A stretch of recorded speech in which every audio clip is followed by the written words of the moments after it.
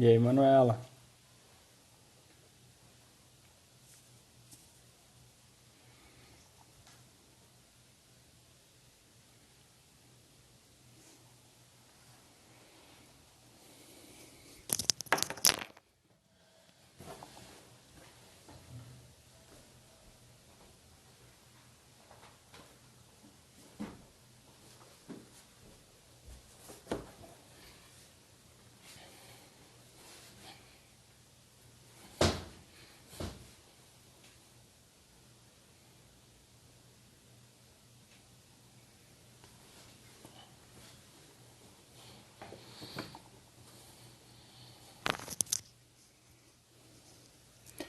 Vamos lá?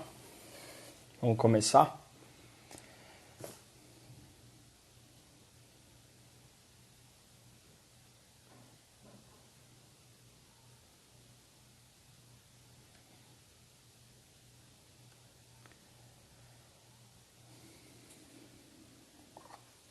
Ombrinho aqui. Como que tá o áudio aí? Dá pra ouvir tranquilo? Alguém me dá um feedback, por favor.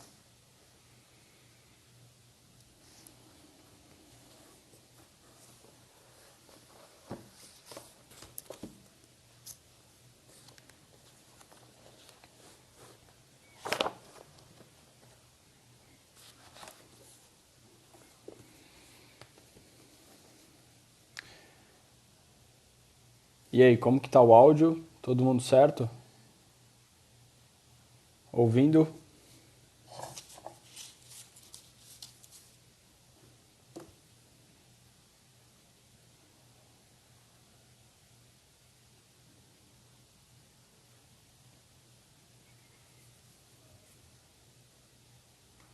Boa.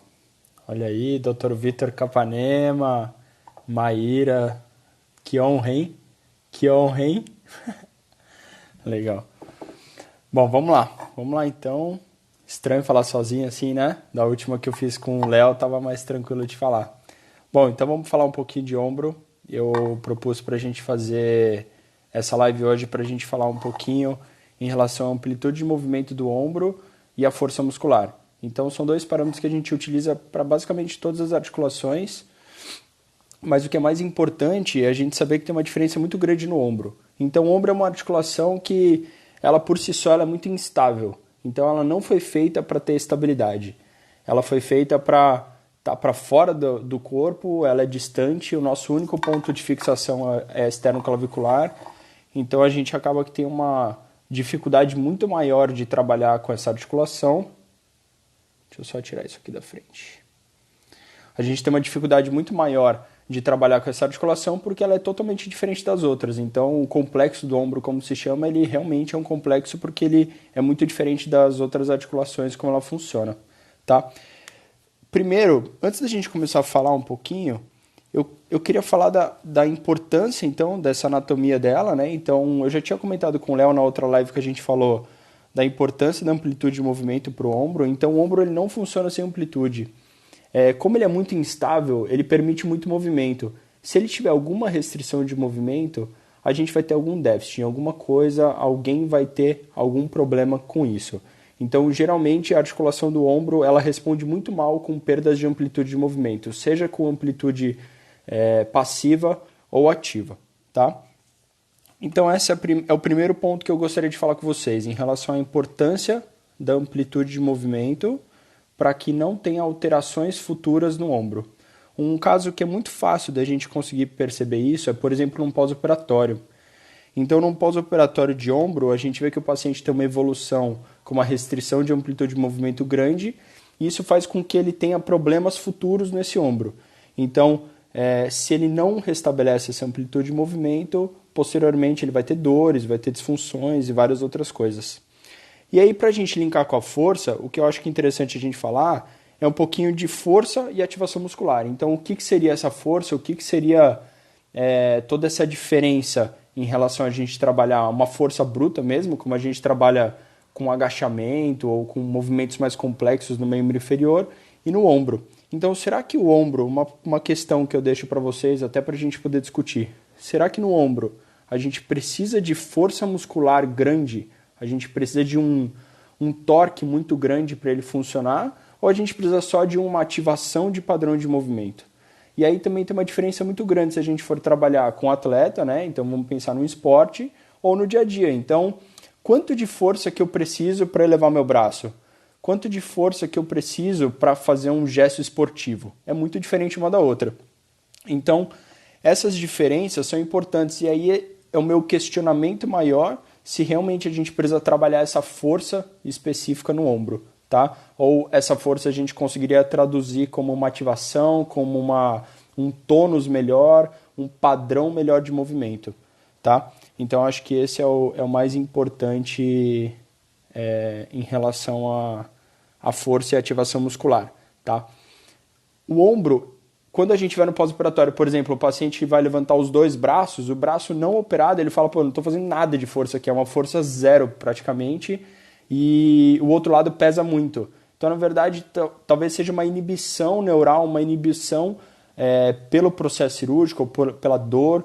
Então, talvez seja muito mais inibições dos outros sistemas do que em si do próprio ombro que está causando essa disfunção de movimento. Tá bom?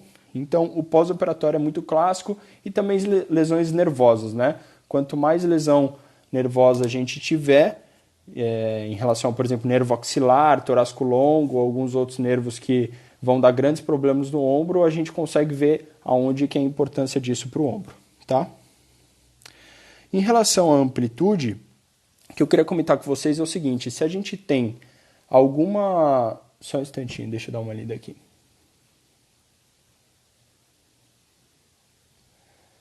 Bom, deixa eu responder depois essa pergunta aqui, que é de acrômio clavicular, tá? Eu vou falar um pouquinho depois.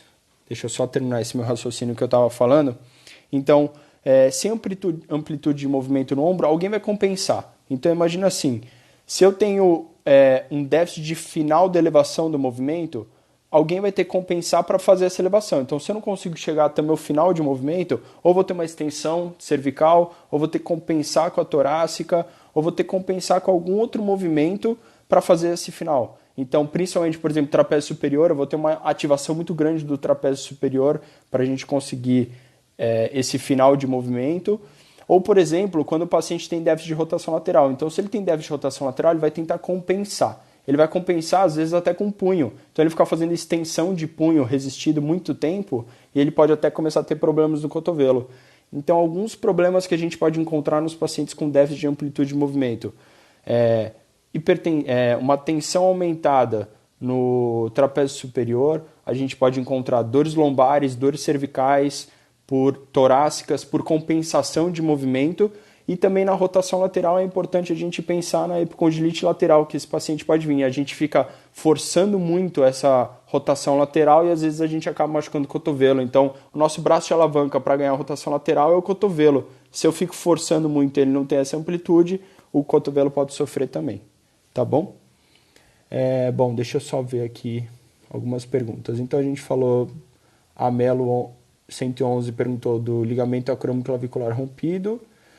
Há 4 meses, sem dor, com todos os movimentos, necessita de cirurgia. Olha, isso aí é bem difícil de falar. Se necessita ou não de cirurgia, lesões acromiclaviculares são muito subjetivas nesse sentido, tá? A gente precisaria te avaliar o grau dessa lesão e o quanto que está te comprometendo, tá bom? Se o tratamento conservador não está dando resultado, se bem feito, talvez um procedimento cirúrgico, mas daí eu precisaria falar um dia só de acromiclavicular, que é bem diferente, tá? Edema ósseo. Edema ósseo no ombro é uma sobrecarga, né? Então a gente tem, por exemplo, edemas ósseos de terço distal de clavícula, né? Então é aquela lise clavicular que a gente pode ter, e aí ombro do nadador sem dúvida por repetição. Então uma repetição muito grande, a gente acaba tendo esse tipo de edema ósseo e é difícil ter como se fosse uma fratura por estresse, né, no ombro, não é uma articulação de carga, mas eu posso ter esses edemas aí por sobrecarga. Eu pensaria movimento repetitivo e sobrecarga de academia, tá bom? Vamos lá, pensar. Trapézio, Roberta, Juliana, estão por aí. Trapézio, sem dúvida. O trapézio talvez seja o que mais dê um start para a gente pensar nisso, né? Trapézio, romboide, toda aquela região periescapular. Se a gente tem déficit glenomeral, a escápula vai compensar. A escápula compensando, alguém vai sofrer, alguém vai ficar sobrecarregado. Os músculos do ombro eles são pequenos, né? Então se a gente for pensar aqui, né, na região posterior, que eu tenho um supraespinal aqui que ele é pequeno, eu tenho um infra um pouco maior, o redondo bem pequeno, tá? Subescapular um músculo grande. São músculos pequenos. Os músculos periescapulares, juntando todos eles, eles vão ter uma função de força grande, mas eles são muito pequenos, então talvez a maior ativação e sinergismo de vários músculos juntos que a gente vai conseguir um movimento bom. E esse não movimento glenomeral com certeza vai dar alteração escapular também. Vamos lá. Pati Pliss. Dicas de como ganhar ADM de rotação lateral. Cara, rotação lateral, a gente pode trabalhar com terapia manual, seja mobilização articular, então distrações ou mobilizações articulares para rotação lateral, a gente consegue trabalhar isso. Como a gente consegue ganhar com liberação miofascial, por exemplo, subescapular. Se você mexer no subescapular, talvez ele ganhe uma rotação lateral boa, que geralmente ele está bem travado, tá bom? Mas pode ser um monte de coisa, aí depende do que é esse déficit. Michel tá por aí. Necrose óssea. Né, Manu? É difícil, né?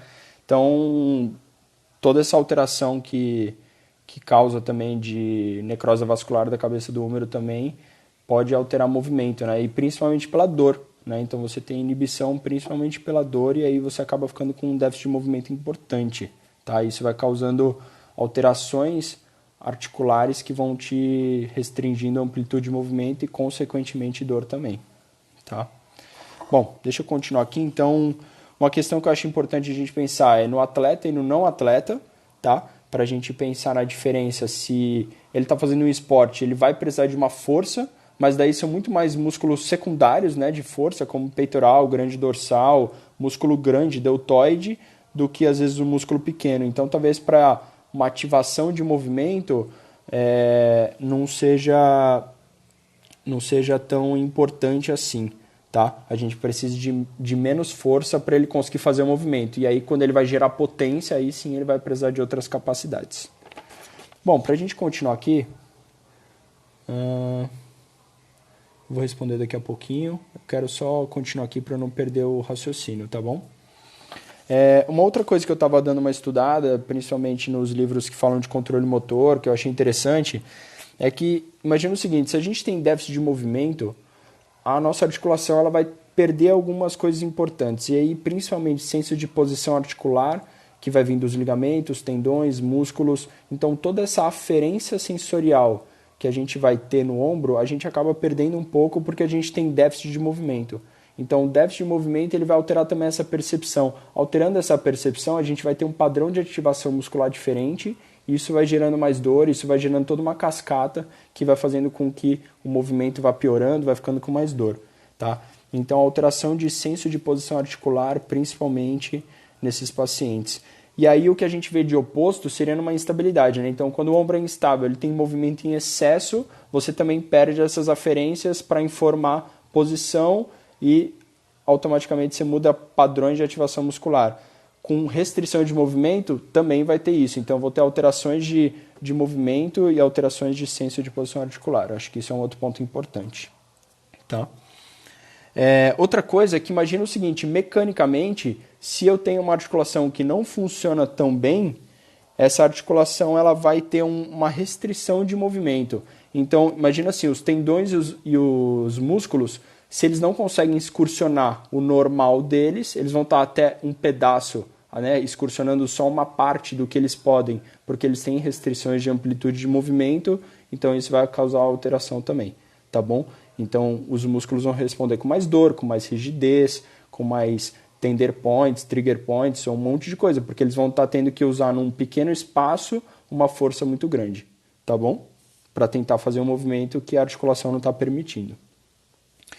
Então, em relação a compensações, como eu tinha comentado, eu queria citar principalmente trapézio superior, acho que isso é muito importante, coluna torácica, a gente vai ver muito, então a coluna, se você tem déficit de movimento, principalmente de elevação, a coluna torácica ela pode responder com uma rigidez para a gente ter alguma base de estabilização. Então, tanto a coluna lombar quanto a torácica podem responder com rigidez para a gente tentar segurar um pouco o nosso tronco e conseguir elevar o braço. tá? Então, trapézio superior, coluna torácica, coluna cervical, e aí principalmente tensionamentos, dores de cabeça, paciente com muita queixa cervical, trapézio superior, isso também está envolvido. Cotovelo na rotação lateral, acho isso importante a gente falar. Poucas pessoas falam, mas paciente com déficit grande de rotação lateral pode ter dor no cotovelo. E dores lombares que também vão estar influenciando, tá? Então acho que esses são os principais pontos que eu queria comentar. Deixa eu ver aqui. Edema ósseo, só analgesia? Jamais. Tem muita coisa que dá para fazer. Pense em função. A gente tem que pensar em função no ombro. Sem função, o ombro não funciona. Fortalecimento do manguito. Deixa eu voltar aqui. Quando você inicia fortalecimento do manguito, a fase excêntrica após o reparo do manguito. Então, é outro assunto totalmente diferente do que a gente está falando, né? Mas fase excêntrica num pós-operatório de manguito, eu faria quando o paciente está com uma força boa, com um movimento bom, sem queixa, e eu só faria a fase excêntrica mesmo, enfatizando no reparo do manguito, se ele tivesse necessidade disso. Então, ou numa tarefa do dia a dia para carregar alguma coisa, que ele ia ter que ficar segurando o braço durante muito tempo, ou se não com esporte. Sem ser isso, eu acho que eu não faria muito um excêntrico num pós-operatório de alguém que não vai usar, tá bom? Mas se fosse para iniciar num atleta, eu pensaria principalmente do terceiro para o quarto mês, talvez mais para o quarto mês, que ele vai ter uma condição boa de responder a uma carga maior. Isso se tudo estiver certo. Roberta, estou com 2 pacientes de fratura de húmero com cirurgia muito bem sucedida. Ganho de ADM ótimo, porém a força de rotação externa bem pouca. Qual a sua experiência com isso? Fratura de húmero, o problema principalmente é se ele teve uma avulsão da tuberosidade maior, né? Então, se ele teve uma avulsão da tuberosidade maior e essa tuberosidade foi reparada pelo parafuso, né? Talvez ali a gente pode ter uma não consolidação, tá? Ou até uma absorção óssea da tuberosidade maior, que vai dificultar. E se o paciente teve esses quesitos tão bem, eu acredito que pelo trauma mesmo, o tendão ele pode ter mudado um pouco de posição, então a gente pode ter perdido um pouco o ângulo que ele faz uma força melhor. Mas teoricamente, se a cirurgia foi bem sucedida, ele vai ganhar força progressivamente, tá? Uma coisa que você pode observar na região posterior da escápula é se ele está com uma atrofia do infra pelo trauma mesmo, né? Então a gente pode observar nessa região aqui, por exemplo, ele ficaria com uma atrofia, um abaulamento que a gente poderia ver. Se você sente que ele está fazendo força e você sente uma ativação, eu acredito que seja mais questão de tempo que ele vai ganhar. Tá bom? Espero ter respondido aí, Roberto. Vamos lá, fisioterapia de ombro. Já realizou associação de bloqueio interescalênico supraescapular com mobilização articular para ganho de rotação externa? Cara, não utilizei. Eu costumo falar que quanto mais eu atendo, quanto mais eu trabalho, mais arroz e feijão eu faço, e eu faço simples e ensino o paciente. Então, eu acabo não utilizando muito isso, mas o ganho de amplitude de movimento para rotação lateral, né, que seria teoricamente o termo mais correto no português a se falar, eu faço de uma maneira bem simples, ou com bastão, ou com movimentos ativos, ou resistidos, e vou ensinando o paciente. Eu acho que isso funciona muito bem, tá bom? Vamos lá. 16 semanas. 16 semanas não é um tempo tão grande assim, viu, Roberto? Eu acho que talvez dê para você aguardar um pouco, mas daí se ele tiver um déficit muito grande, talvez aí eu investiria até em conversar com o médico em relação a uma eletroneuro para ver se ele está com alguma alteração nervosa, tá bom? Vamos lá. Daphne, qual combinação de testes especiais para confirmação SDSA? O que é? Síndrome do impacto? O que é isso? Síndrome do impacto subacromial. Beleza. Então, na verdade, a gente não tem uma combinação de testes específicos, tá? Os testes têm pouca sensibilidade, pouca especificidade, tá? Eu acho que a gente tem que pensar no impacto do ombro. São 2 tipos de impacto, né? Impacto interno e externo. A gente tem que pensar qual que é a queixa dele e ver se realmente é isso, tá? Mas eu pensaria no teste de Jobe para a gente fazer, e talvez alguns outros de exclusão, como a apreensão e como o O'Brien, tá bom? mas eu acredito que o do Joby já ajudaria mesmo, e elevação passiva a 90 graus. O arco doloroso vai te mostrar bastante coisa.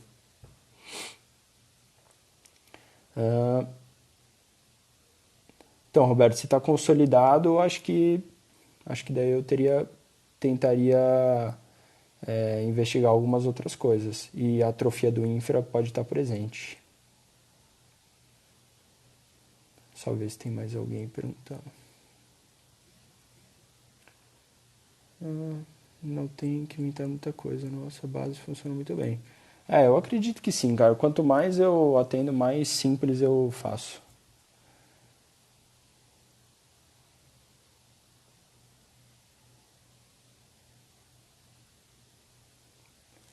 16 semanas eu consigo do atleta. É isso aí.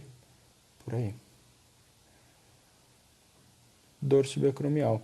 Então, dor subacromial a gente tem que pegar a causa. O teste especial não vai mostrar nada. Ele vai mostrar que ele tem uma dor. Mas eu tenho que descobrir qual que é a origem disso. E pela origem, origem do problema. Então, se é uma disfunção de movimento, se é uma disfunção de amplitude de movimento, ativação muscular, ou se a torácica não está agindo, a cervical não está agindo, eu tenho que investigar. Procura a causa, que o resto eu acho que vai vir mais fácil. Beleza. Bom, deixa eu continuar aqui algumas outras coisas que eu tinha para falar sobre isso. Então, por exemplo, eu dei o exemplo da instabilidade antes, falando do que dá muito movimento e que isso vai alterar o senso de posição articular. E aí, por outro lado, eu tenho a capsulite adesiva, por exemplo. E aí a capsulite adesiva é um caso bem importante que a gente consegue ver que o paciente tem restrição de movimento, mas ele não tem, teoricamente, ele tem perda de força, mas a força é inibida pela dor, tá? Então, a gente tem que começar a pensar que, por exemplo, o porquê que está me causando essa restrição de movimento. Então, se essa restrição de movimento é uma alteração passiva, por exemplo, a necrose vascular, como eu tinha comentado antes, ou se não, é uma capsulite adesiva que está me restringindo esse movimento, o que está me causando essa restrição de movimento? Se a capsulite adesiva talvez seja muito mais uma inibição pela dor, pelo processo inflamatório, e não por uma restrição passiva de movimento, como uma artrose ou como algum procedimento, tá bom? Então, a capsulite é um exemplo de que o paciente tem restrição de movimento, mas a dor ela é inibida, a força ela é inibida pela dor, e ele não tem déficit de força, tanto que quando o paciente melhora, ele consegue levantar o braço. Então, na verdade, é um outro tipo de inibição. Então, esse conceito de força na capsulite acaba mudando um pouquinho, tá? Uma outra coisa que eu queria colocar para a gente discutir seria o seguinte. Então, a gente faz um trabalho de fortalecimento muscular. O paciente chega na clínica, a gente realiza exercícios de fortalecimento muscular e ele melhora, ele fica bem, ele se sente bem. Porém, se você identifica a causa, e aí a pergunta da Daphne, né? Então identifica a causa do problema e corrige. Então, por exemplo, eu percebi que a torácica dele está rígida e eu preciso dar mobilidade para a torácica. Você dá uma mobilidade adjacente e ele melhora mais rápido ainda. Então, talvez a força não seja um parâmetro que a gente tem que usar diretamente nos nossos pacientes. Talvez seja um parâmetro secundário que a gente precisa usar com eles. Então, talvez a gente precise identificar a causa, modificar a causa, e a força muscular do ombro ela vai vir subsequente ao tratamento, sendo ele um atleta ou não, mas eu vou dar força muscular depois que eu identificar esse padrão. Não adianta eu ficar dando força muscular se eu não corrigir esse padrão de ativação dele também, tá bom? Então, acho que isso é bem importante. Então, a gente primeiro corrigir as alterações de posicionamento, de estabilidade, outras condições, então corrigir alterações, hipomobilidades adjacentes, melhorar os padrões de ativação muscular e depois pensar na força. Então a força eu colocaria ela um pouquinho mais para frente na nossa reabilitação e antes eu colocaria mais correções de padrão de movimento e ativação muscular. Tá bom? Vamos ver aqui. Movimento, ótimos trabalhos com movimento junto com a função. Eu acredito que é isso. Então, o paciente ele chega na clínica, ele não fala para você que ele está com eu tô com déficit de amplitude de movimento, eu tô com isso. Não, ele fala, eu tô com dor para levantar o braço, eu tô com dor para tomar banho, tô com dor para fazer meu esporte, para colocar meu terno. Ele fala esse tipo de coisa. Então, quanto mais no movimento, na função que você colocar e corrigir a alteração nessa função, eu acredito que é onde você vai ter melhores resultados também. Tá bom? Então, estabilidade eu já falei, tá? Hipomobilidade eu já falei, que eu acho que é importante. E novamente eu vou frisar, o ombro ele foi feito para ser instável, teoricamente. Ele é uma articulação totalmente instável e a gente precisa de muita ativação muscular. Então, eu não preciso necessariamente de uma força. Eu falei na outra live com o Léo também, o ombro ele tem uma força mínima ali que ele mantém, tá? Ele mantém a articulação firme por uma ativação muscular dele. Então, ele precisa de muito conjunto de vários músculos funcionando. Eu tenho 17 músculos periescapulares, tá? Que não adianta eu ter não adianta eu ter um deltoide forte, um grande dorsal forte. Então, se alguém me pergunta qual que é o principal músculo do ombro para você, ou qual que você... o que eu faço? Qual exercício? Não sei, depende. Então, a gente precisa trabalhar todo um conjunto do ombro para que ele funcione bem, tá bom? Então, ele precisa de muita ativação muscular, são músculos pequenos, eles não vão produzir força sozinho, eles isolados quase não têm força, tá? E aí que eu acho que é a dificuldade de se fazer isso tudo com força muscular, principalmente de escápula, porque eu não sei se a gente consegue isolar totalmente, tá? Então, precisa muito mais de ativação, coordenação de movimento. Então, se fosse para deixar uma mensagem, eu pensaria em o ombro não pode ter restrição de movimento, porque se ele tiver restrição de movimento, alguém vai compensar, alguma outra estrutura vai compensar. O ombro ele precisa de ativação muscular, de um conjunto de vários músculos funcionando ao mesmo tempo para ativar e fazer o movimento, tá? E depois a gente pensar em força, sendo ela para o dia a dia ou para o esporte, tá bom? Então essas 3 mensagens. Ombro não pode faltar o movimento, ombro tem que ter coordenação e sinergismo de vários músculos ao mesmo tempo e depois a gente pensar na força. Acho que essa é a mensagem principal que eu queria falar hoje. Vamos lá, então. Vou ver só o que tem mais aqui.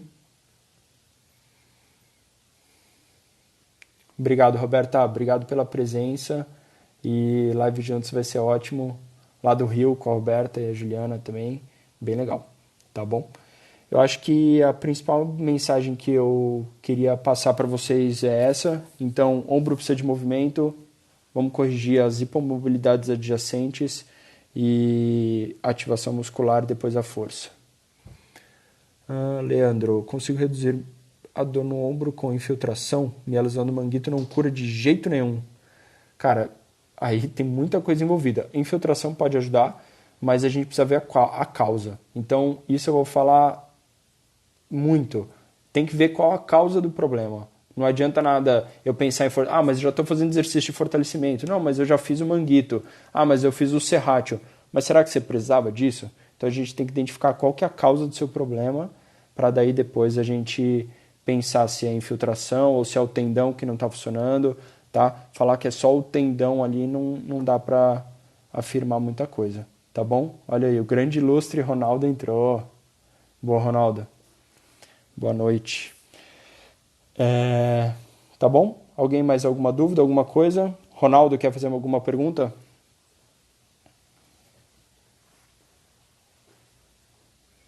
Então, beleza. Bom, pessoal, acho que era essa a ideia que eu queria passar, tá bom? E o que apareceu de pergunta é o que eu falo. Fala, Ronaldo. É o que eu falo. A gente tem que identificar qual que é a causa do problema do paciente e não ficar tratando só o tendão ou o teste ou isso, tá? Então vamos identificar qual que é a causa, avalia direito o paciente e vai direto no problema dele. Se você for direto, na hora ele vai ter uma resposta boa, tá bom? Queria agradecer pelas pessoas que estiveram aqui presentes e qualquer dúvida é só entrar em contato comigo, tá bom? Tchau, tchau, boa noite.